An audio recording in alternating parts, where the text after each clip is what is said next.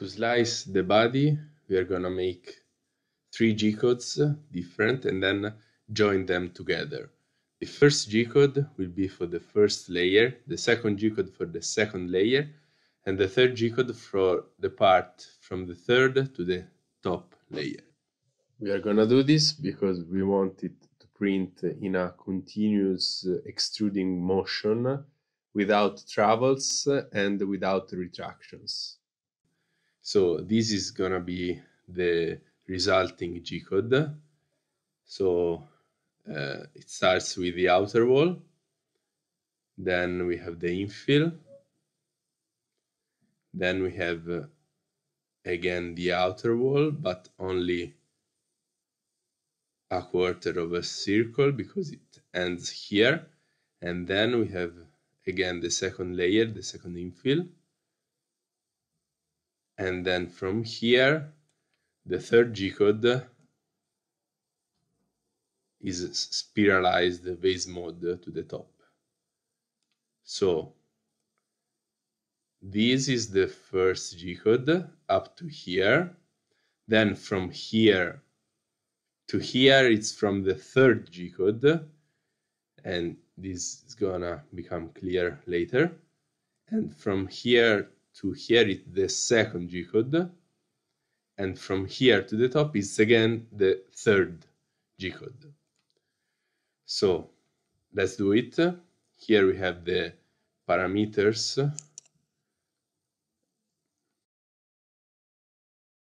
We have a layer height of 0.3, initial layer height 0.3, outer wall line width is 0.88, infill line width is 0.5, important.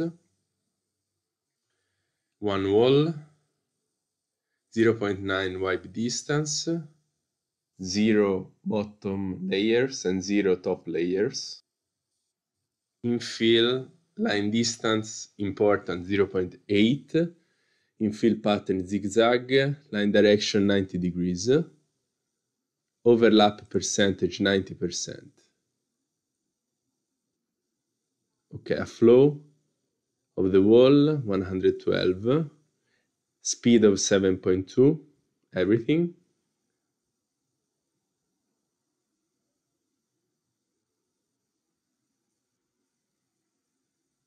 Okay.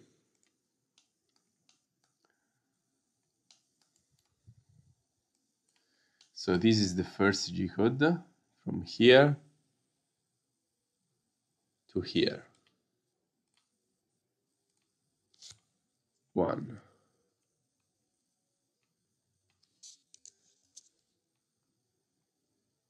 Then for the second layer, we have 45 degrees, no, 0 degrees angle.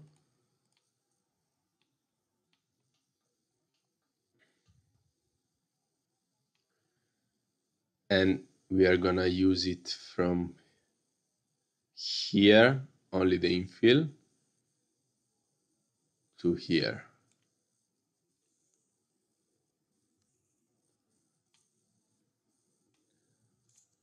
Then we activate this and generate the third layer.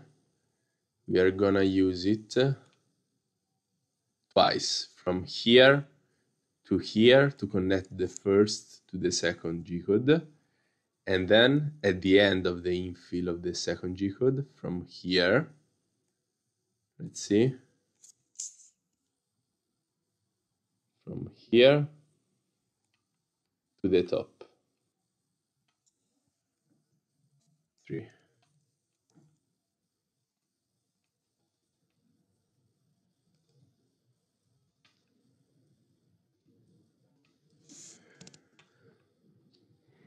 Okay, first G-code, we want the infill to print at a height of 0.45, and we want to erase this final little movement and retraction between the wall and the infill. Then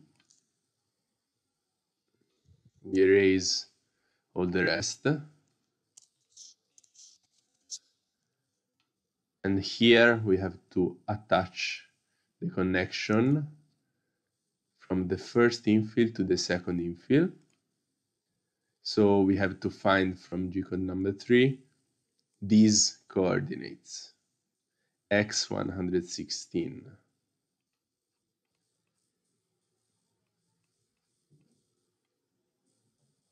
Okay, it's around here.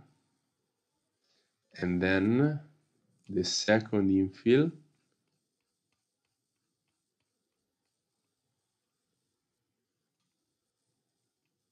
let's erase the first part. And also these retractions. Starts from 99, 116. So 99,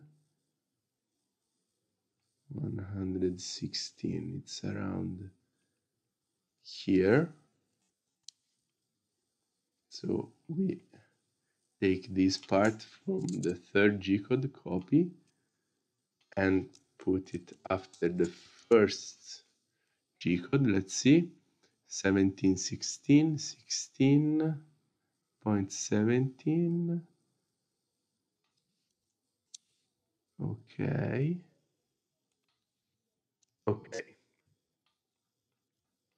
And then from the second G-code, we take the infill up to here and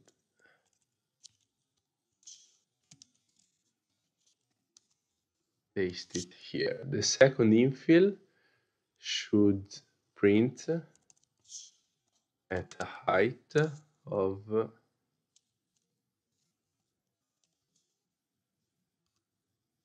0.65.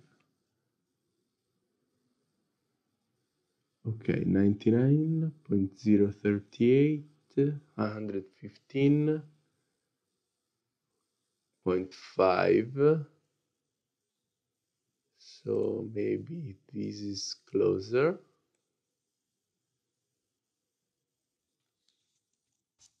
Okay. So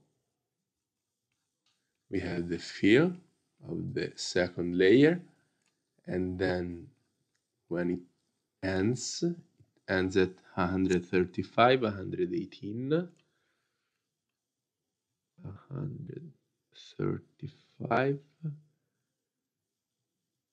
118. It's around here. From the third G-code, we use the third layer to the top. Change 3. Let's find it. Change 3. Okay. 35.9. 18.8. Okay. This is closer. So we just joined the three G-codes, and we have the G-code for the body. Here we can change maybe the speed. Let's see what I used as speed. So 432, and then let's see, change 1, 2, 3. So I also activated the fan from this third layer. F600 I used. So this is a bit faster than 432, which was the F for the fill, the speed for the fill. This was a G-code generated for an industry, so if our printer has an automatic bed leveling, we just set G29, which is mesh bed leveling. And this is gonna be fine for every other printer. I forgot to mention an important parameter if you want to join G-codes is to use relative extrusion.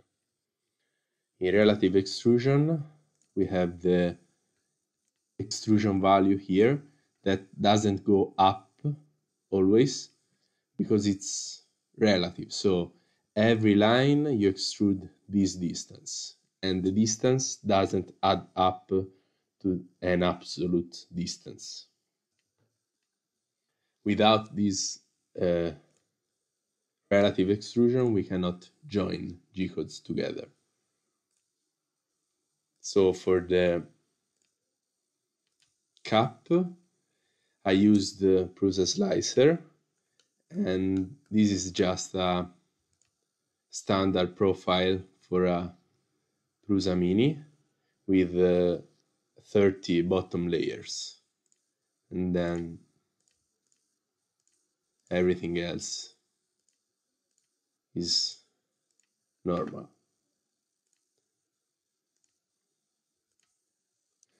For the base part, I used the Prusa slicer with some modifications to the default settings. So I have an extrusion width of 0.6 for perimeters and also walls and everything.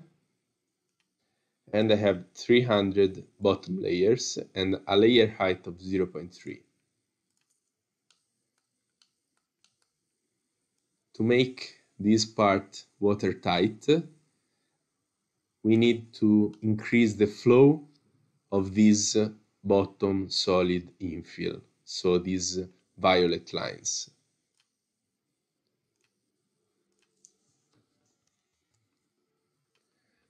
To do it,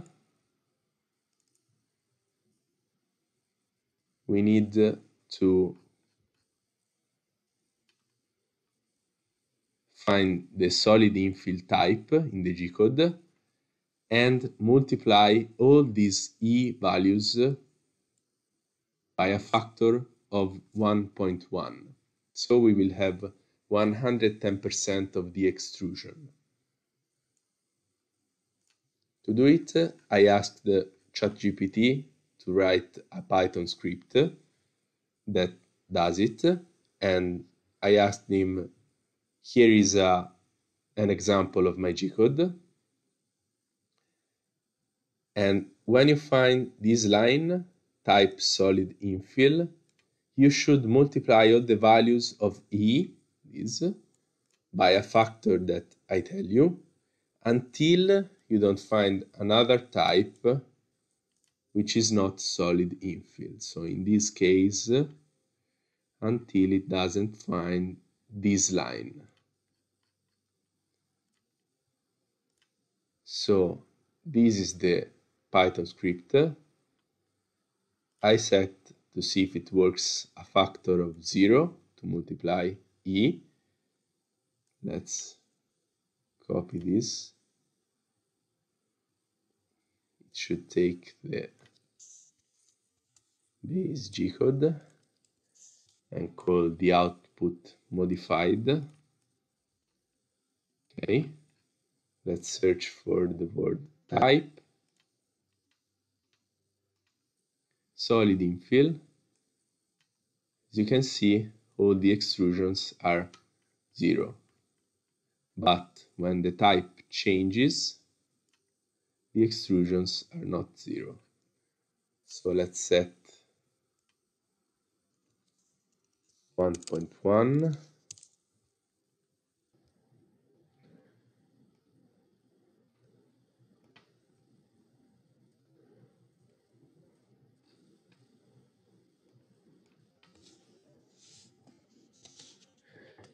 And now the solid infill is not 0 anymore, but it's 110% of the original extrusion value.